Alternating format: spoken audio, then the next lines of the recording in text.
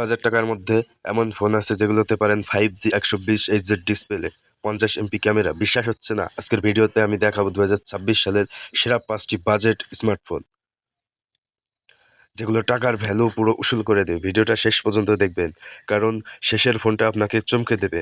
হ্যাঁ বন্ধুরা, আপনারা অবশ্যই এই ভিডিওটা শেষ পর্যন্ত দেখতে থাকুন, কারণ আজকে আপনাদেরকে দেখাবো 15,000 টাকার মধ্যে 5টি স্মার্টফোন।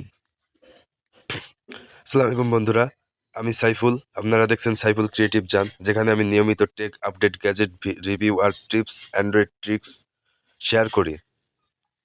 চ্যানেলটি সাবস্ক্রাইব না করে থাকলে এখনই করে নিন। শুরু করা যাক। Number 1, Infinix hot 45G।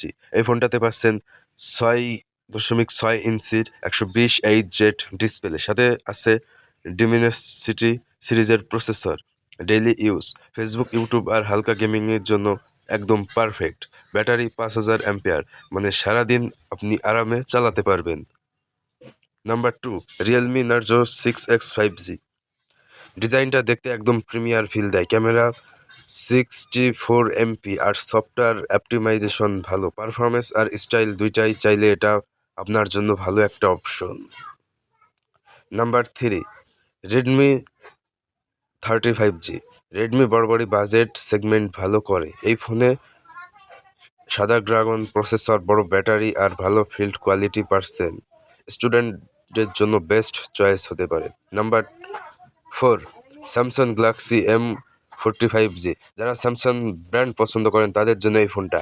6000 ampere battery, মানে একদম চার্জ দিলে 1.5-2 দিনেও চলতে পারে, সাথে ওয়ান UI সফটওয়্যার এক্সপেরিয়েন্স।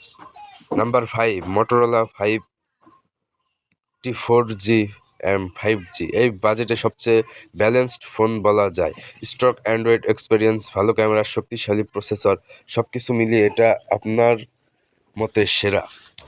আপনারা চাইলে এই ফোনগুলোর মধ্যে যে কোনো একটা চুজ করতে পারেন, অথবা সবগুলো আপনাদের মনের নির্দেশনা অনুযায়ী কাজ করবেন। তো বন্ধুরা, আজকে আপনার বাজেট অনুযায়ী যে কোনো একটা বেছে নিতে পারেন। আপনার মতে কোন ফোনটা বেস্ট কমেন্টে জানাবেন।